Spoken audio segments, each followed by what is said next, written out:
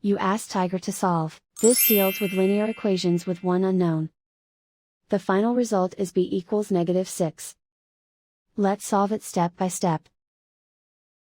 Group all constants on the right side of the equation. Add 28 to both sides. Group like terms. Simplify the arithmetic.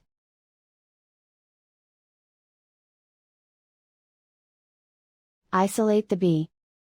Divide both sides by -6.